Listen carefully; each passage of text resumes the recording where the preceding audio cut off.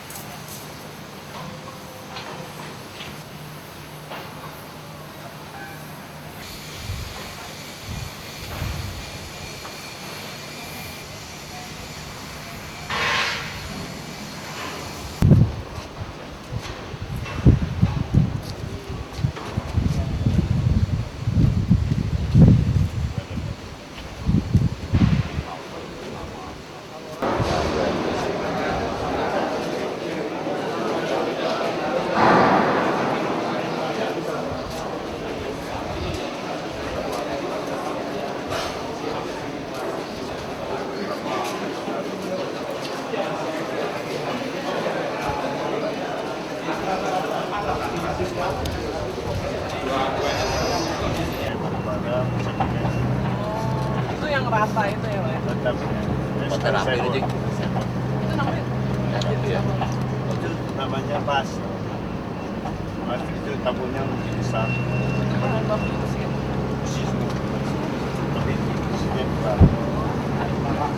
Limanya 100 meter, 33 meter.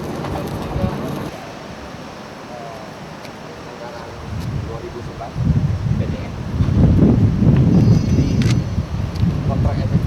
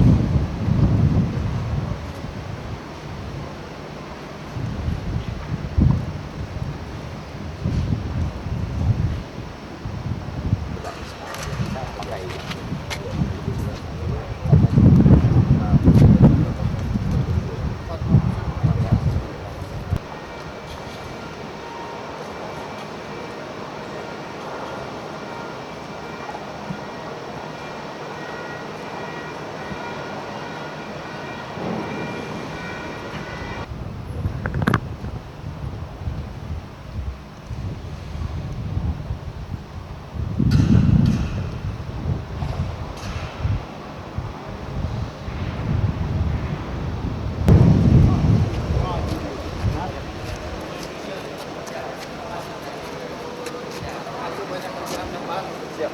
Dia akan kasih tepuk tangan.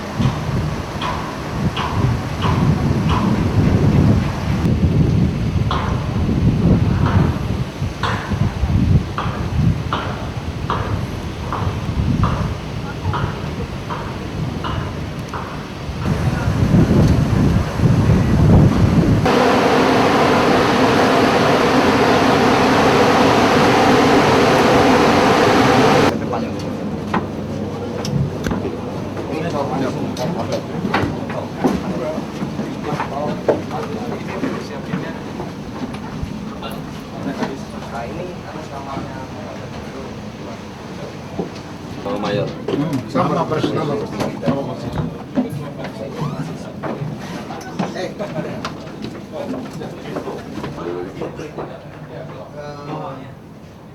Emang komandan deh.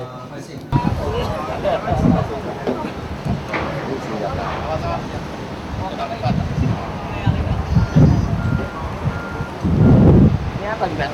Caranya gimana, Pak? Boleh Pak, kopi Pak. Makanya jangan gitu kayak Sule. Iya.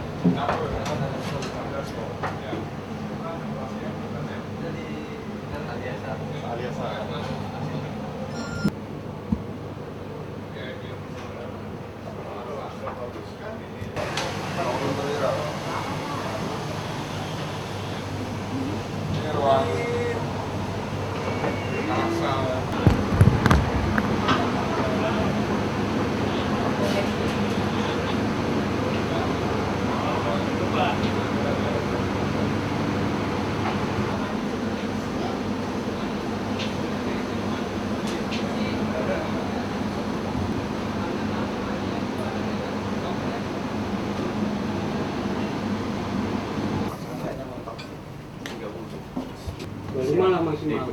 Siap. Tapi kalau Ikut. siap sampai 25 aja. Kemarin ada elevasinya ya. Dia cenderung kemana? Siap.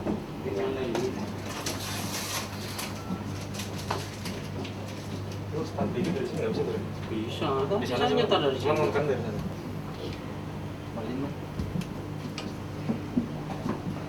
Ya lagi. Itu udah masuk bukan ya, jangan kesenggol ya. Siap. Kita anggota, tempat berkumpulnya anggota. Jadi kita kalau mau memantau, Kalau rusak di sini gimana?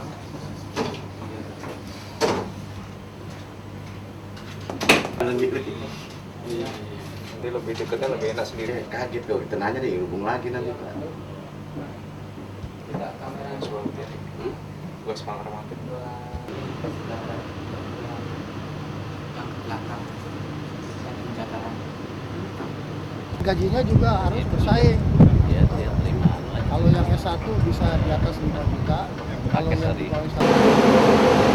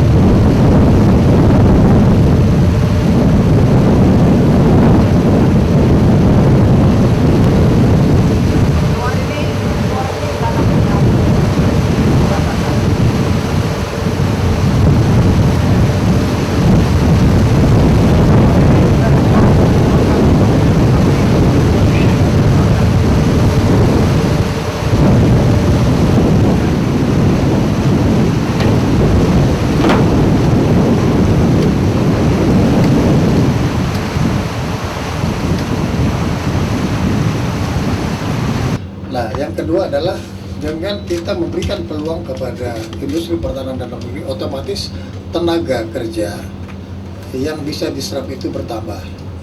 Dan ini tentunya memerlukan tantangan skill level. Ya, tentunya juga ini akan meningkatkan roda perputaran ekonomi. Nah, dan dari segi politik, maka kita akan mempunyai satu kemandirian dalam pertahanan, dan ini otomatis menjadi deterrent. Oleh karena itu maka ini para sipil supaya selalu mempersiapkan diri, tidak hanya yang di Batam tapi di seluruh Indonesia gitu. Jadi daya saing ini supaya diperhatikan. Nah, yang kedua dalam konteks ini maka ada tim yang bersama saya dari Komite Kebijakan Industri Pertahanan itu akan melihat betul sejauh mana capacity building dari industri pertahanan itu, dan itu akan dibawa ke dalam forum KKP menjadi satu kebijakan. Yang kedua adalah dalam rangka modernisasi peralatan alutsista kita ini, memang Bapak Presiden menegaskan bahwa kita sampai dengan 2014 modernisasi alutsista itu akan kita tingkatkan, terutama untuk alutsista yang bergerak. Untuk angkatan laut adalah kapal baik atas dan bawah permukaan dan persenjataannya, laut, udara dengan pesawat tempur maupun pesawat transport dan persenjataannya. Demikian pula darat, kendaraan tempur, kendaraan taktis dan persenjataannya. Ini yang menjadi target. Nah, apa yang dilihat oleh High Level Committee yang terdiri dari unsur Kementerian Pertahanan, Kementerian Keuangan dan Bappenas, melihat sejauh mana proses pengadaan itu berjalan. Dari skema pembiayaan, Kementerian Keuangan melihat apakah dana yang sudah disetujui pada konsep IPA itu sudah mengalir sampai kepada simpul produksi. Gitu. Dari Bappenas juga akan melihat apakah skema perencanaan itu sudah dijalankan. Sedangkan dari Kementerian Pertahanan melihat sejauh mana kualitas produksi itu dilakukan untuk memenuhi target waktu, target kualitas, dan juga tentunya apakah harga yang ini sudah sesuai dengan yang ini. Nah, ini beliau akan melihat. Ya. Jadi perlu saya sampaikan bahwa kita melaksanakan, pemerintah melaksanakan 3 step down control. Yang pertama adalah control policy, yang kedua adalah control pengguna. Jadi unit-unit organisasi itu melihat apakah yang dilakukan oleh produsennya itu betul-betul sudah sesuai dengan spektek. Dan yang ketiga yang paling penting, bahwa di dalam kita menempatkan simpul produksi sebagai tempat berproduksi alutsista, harus ada unsur dari pengguna yang berada di situ untuk melakukan asistensi yang kita sebut technical representative. Nah, inilah yang menjadi mata telinga kita untuk mengetahui sejauh mana kualitas dari produsen itu. Ini kita lakukan baik yang ada di dalam negeri maupun yang ada di luar negeri. Dengan harapan demikian terjadi check and balance antara peluang, tantangan, dan kemungkinan hal-hal yang kita harus cegah, hindari terhadap masalah yang berkaitan dengan manajerial. Jadi teman-teman, itulah yang saya ingin sampaikan. Yang pertama, untuk para produsen supaya kualitas daya saing manajemen itu perlu ditingkatkan. Apa yang saya lihat tadi, saya lihat adalah potensi yang besar untuk berkembang. Kalau sudah produktif, bagaimana mencari peluang-peluang baru, gitu. Meyakinkan pengguna, gitu. Dan yang berikutnya adalah mengenai pengawasan. Saya kira itu. Kalau ada teman-teman mau bertanya sebelum sampai ke tempat atau nanti setelah kembali, bisa langsung kepada para pejabat-pejabat yang hadir di dalam kunjungan ini. Terima kasih.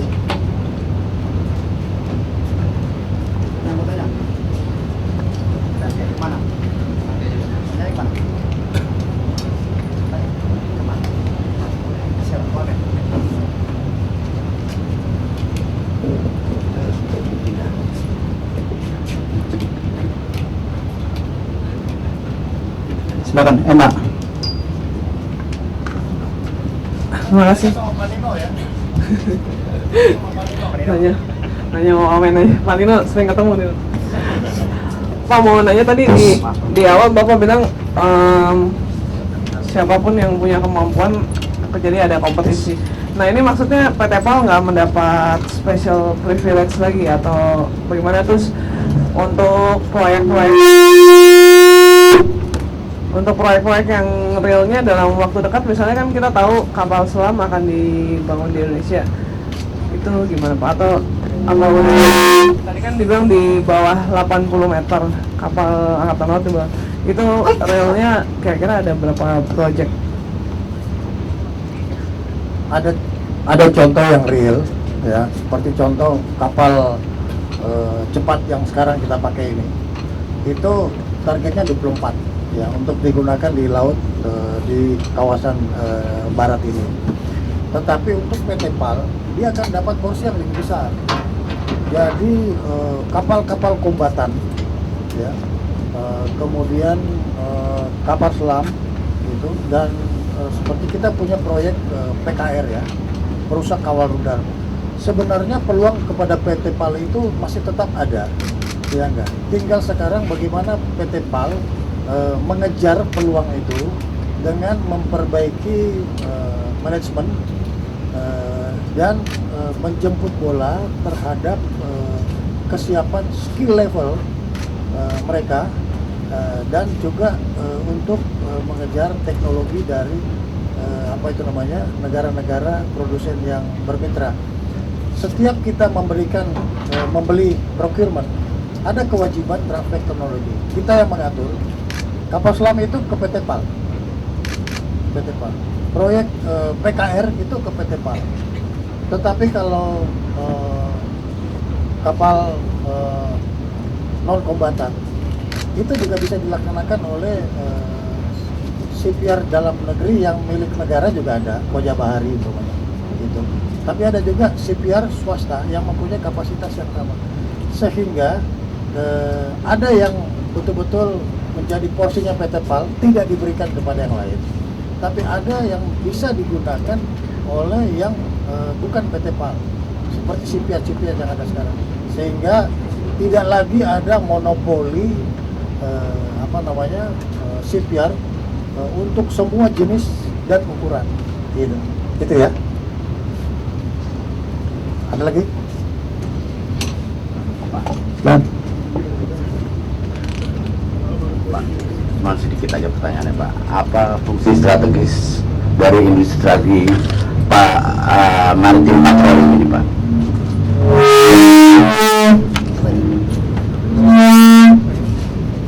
Apa fungsi strategis dari industri strategis Maritim Patrol ini Pak? Ya. Itu fungsi strategis dari industri perkapalan itu sangat besar. Yang pertama, luas wilayah Republik Indonesia itu kurang lebih 7 juta kilometer persegi. 5 juta itu adalah perairan. Jadi dari situ kelihatan bahwa teritorial ini memerlukan suatu kekuatan angkatan laut yang didukung oleh kapal. Dan inilah yang menjadi keperluan kita untuk membesar armada. Ya, walaupun kita tahu bahwa industri perkapalan kita itu ada yang high level, ada yang middle level, maka yang sekarang sudah berkembang itu yang middle level. Nah, middle level itu kita perbanyak. Seperti yang saya katakan tadi, kita memerlukan kapal-kapal patroli pantai yang banyak. Tadi di Asrena Kasar mengatakan dibutuhkan 24 kapal. Menurut saya itu masih kurang, ya masih kurang. Kita butuh industri kapal selam. Kenapa? Kalau 6 itu masih kurang. Jadi kita jalankan kemampuan teknologi sejalan dengan kemampuan negara dalam rangka menjawab bagaimana menjaga keutuhan dan kedaulatan wilayah kita, gitu ya. Kira nanti dijawab sama Kabaranahan ya. Mana Pak Ediwan? Kita ketahui ada 3 kapal selam. Untuk proses pengadaannya, termasuk pembangunan secara fisik kapal selam tersebut, kapal selam pertama dan kedua di Korea oleh DSNE. Kapal selam ketiga akan dibangun sepenuhnya di Indonesia, di tanah air, dengan bekerja sama DSNE dengan PT PAL. secara lebih detail mekanismenya, pada pembangunan kapal selam pertama, tenaga-tenaga ahli dari PT PAL dan kita juga melibatkan perguruan tinggi yang ada di Indonesia akan mulai terlibat mulai dari tahapan desain kapal selam tersebut, kemudian tahapan training dan mulai turut dalam tahapan persiapan dari pembangunan kapal selam pertama. Selanjutnya memasuki kapal selam kedua, tenaga-tenaga ahli kita yang seluruhnya kalau tidak salah berjumlah 130-an orang mulai terlibat di dalam praktek membuat kapal selam tersebut, tentunya bersama-sama dengan atau di bawah bimbingan sepenuhnya dari DSME. Selanjutnya pada kapal selam ketiga, sepenuhnya sudah diharapkan kapasitas kita sudah memiliki kemampuan yang baik sumber daya manusianya, juga sarana prasarana yang diperlukan oleh PT PAL, sehingga kapal selam ketiga yang dibangun di Indonesia sepenuhnya oleh Putra Indonesia dengan tetap di bawah pengawasan dan bimbingan dari DSME Korea. Itu secara konsep umumnya, Mbak. Terima kasih. Segera kita sudah akan mulai mengirimkan tenaga-tenaga kita ke sana. Berapa orang Pak yang menang? 130-an. Ya, tahapan desain itu ada kurang lebih 30 orang untuk tahapan desain. Nanti dari PT PAL sendiri dan ada juga dari perguruan tinggi. Satu negara dia harus siap untuk melaksanakan operasi militer terbatas. Itu sudah pasti. Semua negara harus siap untuk melaksanakan operasi militer terbatas. Oleh karena itu, konsekuensi dari suatu negara, dia harus mempunyai keunggulan militer. Nah, keunggulan militer ini memang mempunyai ketergantungan dengan kemampuan negara.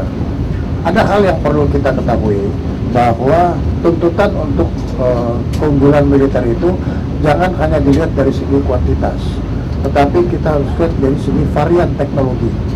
Oleh karena itu, maka kemampuan yang kita kembangkan sekarang itu di samping kita menyesuaikan dengan bertambahnya alokasi anggaran untuk kebutuhan pertahanan dalam rangka modernisasi alutsista, maka kita lebih mengutamakan kepada urgensi varian teknologi, baik itu untuk kebutuhan darat, laut, dan udara. Bagaimana diketahui bahwa ada negara yang mempunyai jumlah yang besar alutsistanya, tetapi kita mempunyai perimbangan varian teknologi yang sama.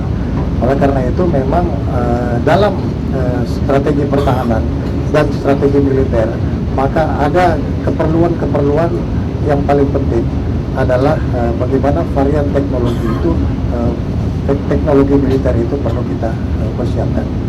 Itu yang. Sedangkan keberadaan alutsista yang lain itu sebetulnya bagian daripada komponen utama dalam rangka tetap mendukung kekuatan militer. Ya. Jangan hanya melihat bahwa usia, tetapi yang paling diperhatikan adalah efektivitas dari alutsista yang ada.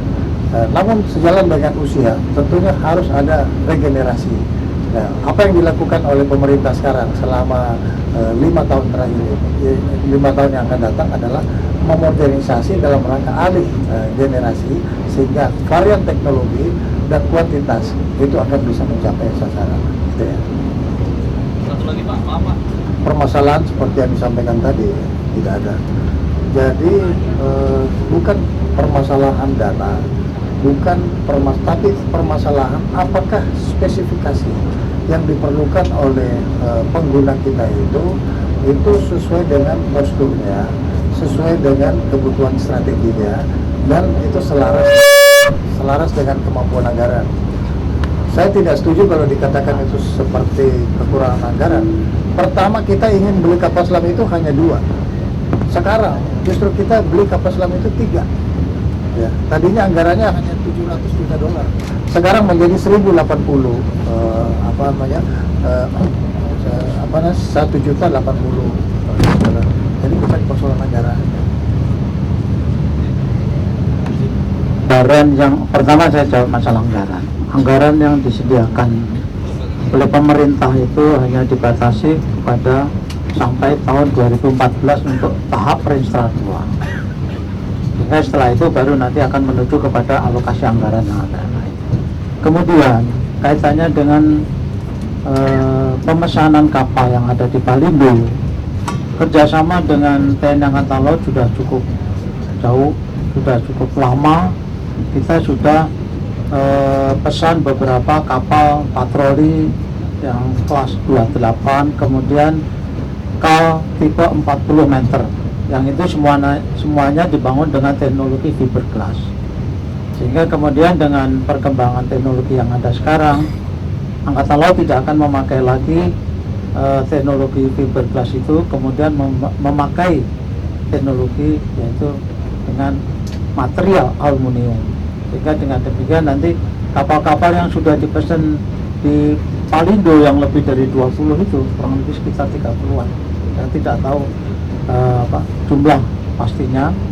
Kapal-kapal itu semuanya akan kita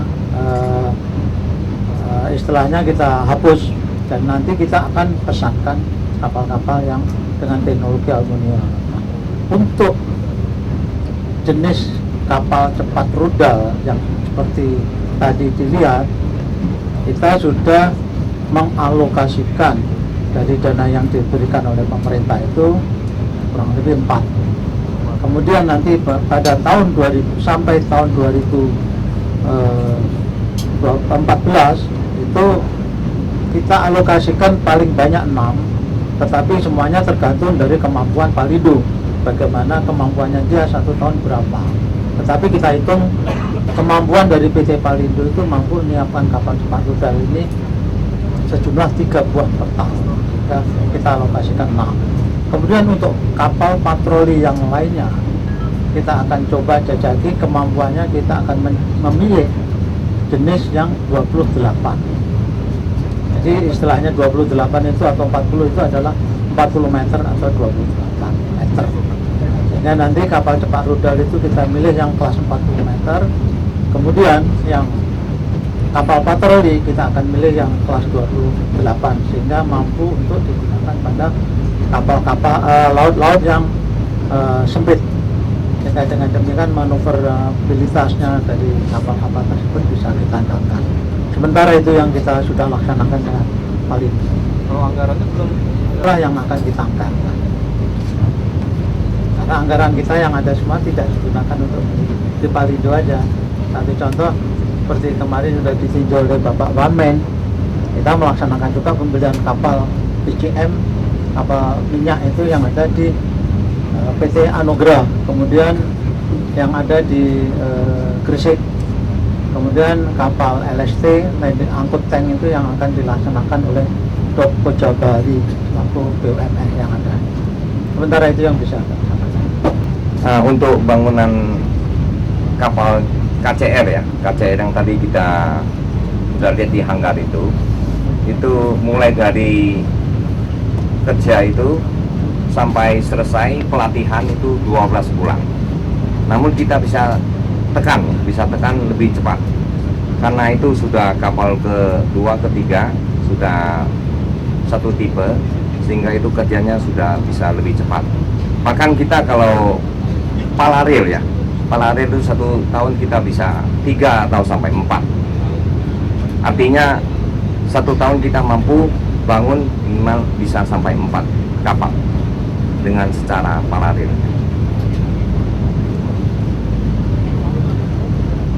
Ini kami baru dapat mengkonfirmasikan untuk dapat memperbaiki kapal-kapal khususnya TNI Angkatan Laut dengan fasilitas driving dock yang kami punya. Tapi ke depan kami juga punya visi untuk bisa dapat membangun kapal-kapal jenis patroli atau kapal-kapal perang yang mungkin tidak terlalu besar. Tapi itu perlu waktu dan perlu alih teknologi yang kami dapat dari Eropa atau dari Amerika atau negara-negara yang lebih maju. Itu yang bisa saya sampaikan. Sudah mulai membangun proyek untuk katamaran aluminium patroli boat dari high tensile steel dan juga SPOB, terus pas untuk tackle kompas dan lain sebagainya. Untuk patroli boot yang kita sedang bangun sebenarnya sebelumnya sudah kita delivery 1 unit, itu untuk negara Brunei. Itu patroli boot pada bulan November kemarin udah delivery. Sekarang udah 1 biji yang continue, 1 biji lagi yang kita bikinkan untuk itu. Dan kita murni pakai tenaga kerja Indonesia. Jadi untuk kita punya worker kita 100% semua pakai Indonesia. Tapi karena kita mengingat kita punya teknologi masih jauh kalah dari negara lain, maka kita ambil konsultan dari Singapura. Kita pakai konsultan Singapura untuk mentransferkan kita punya teknologi. Jadi dengan ada konsultan dari Singapura, kita transferkan teknologi dari Singapura ke Indonesia. Untuk bekerja semua akan pakai Indonesia. Terima kasih.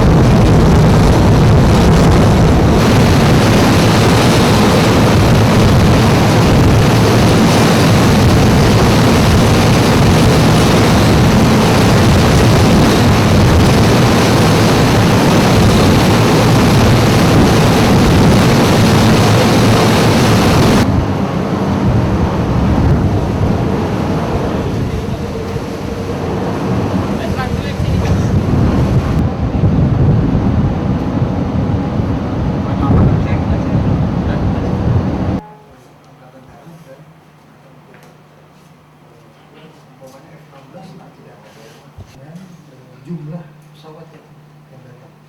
Nah ini tantangan kita bersama dengan glance ini sekilas kita bisa mendapatkan gambaran bahwa ternyata beli mobil harus ada garasinya. Beli mobil harus ada garasinya. bahwa dia kepanasan. Dan ya kapal-kapal yang tadi disebut oleh teman-teman wartawan itu orang pikir itu kapal-kapal tahun 90-an, kalau itu ada produk tahun 70-an. Hubungan fasilitas penghalang ini yang belum kita miliki. Jadi saya pikir saya hanya membuka wawasan saja bagaimana kita berpikir antara modernisasi.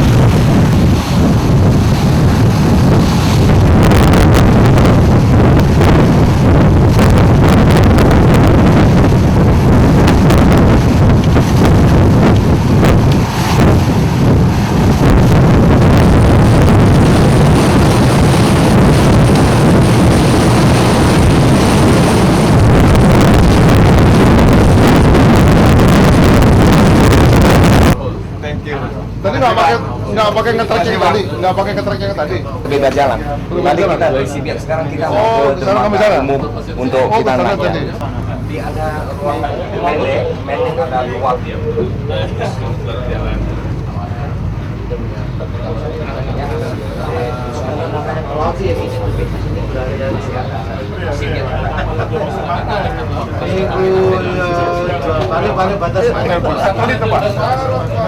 Telepon satelit itu hanya dipakai operasional. Tidak mampu kalau kami melengkapi diri dengan telepon satelit. Itu hanya dia Pak. Hampir jauh nanti begitu sekali baru cikar ya. Kalau itu om ini navigasi sama koordinat lokal mungkin bisa. Jadi kalau cikar, soalnya kalau di 29 udah mentok Pak, jadinya 25. Dasarnya itu memang